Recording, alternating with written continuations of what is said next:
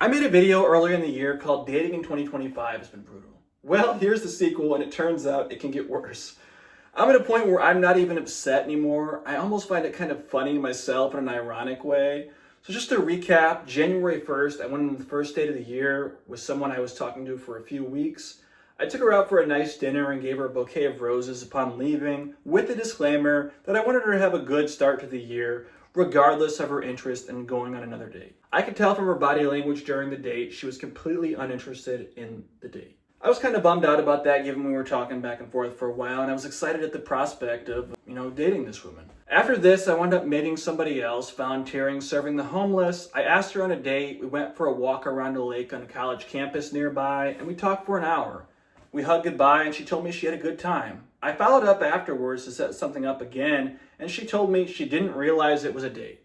I guess she thought she found a new gay best friend. And later, a friend of mine alluded to me dating her younger sister multiple times, and I thought, hey, this sounds promising. This being that the sister supposedly expressed interest, the family wants me to date her, and in a religious context, this can mean a lot. She told me her mom approved of it, she approved of it, and the sister expressed interest. Given this info, I figured, hey, this might be a solid lead.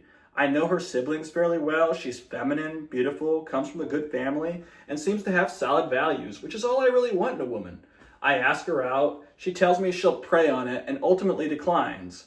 It's something I hear a lot from religious women, and it's usually them saying no, but they're too shy to actually say no. And I can respect this. After all, I don't believe myself to be entitled to dating anyone, but the thing that sucks now is it kind of poisoned the well every time I run into her. I kind of poisoned the well where now every time I run into her, she's like weird, the family's a little apprehensive of me, and this is a family I see quite often at various church events and stuff like that. The mom seems a little bit apprehensive of me, and it makes me wonder, did the family really want me to date her? Did the mom really want me to date her? Did she really want to date me? Or like, was there that interest? Or was it just the sister telling me this to blindly set us up? And like, she basically got me to finesse myself.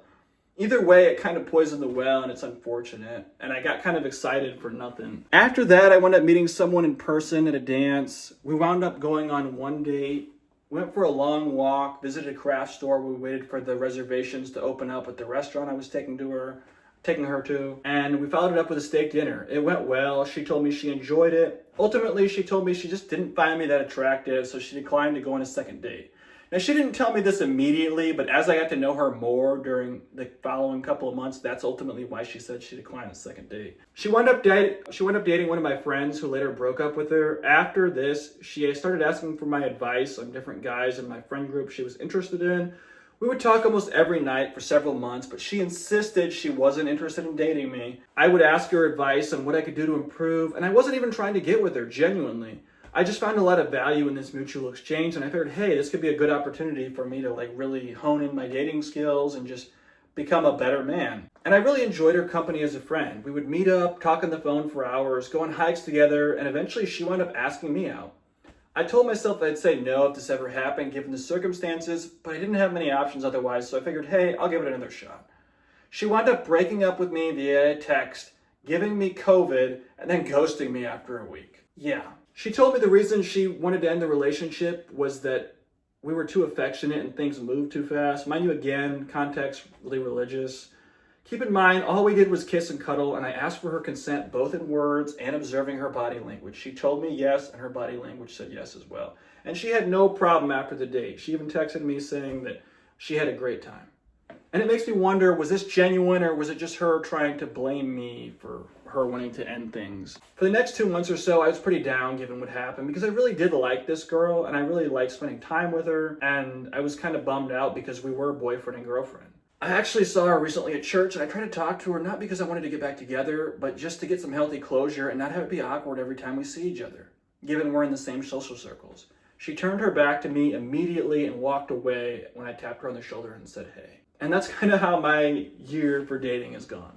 There have been a number of other dates as well, but just little things here and there, video chat dates, and pretty much all of them, the women decline. And I gotta be honest, I don't really think it has anything to do with me. I think it's a pattern of behavior for a lot of these women. Between now and the end of the year, I really want to focus on just giving myself a sense of clarity to have focus on what I want to start for the new year. Focusing on my health going forward, as I have been trying to do.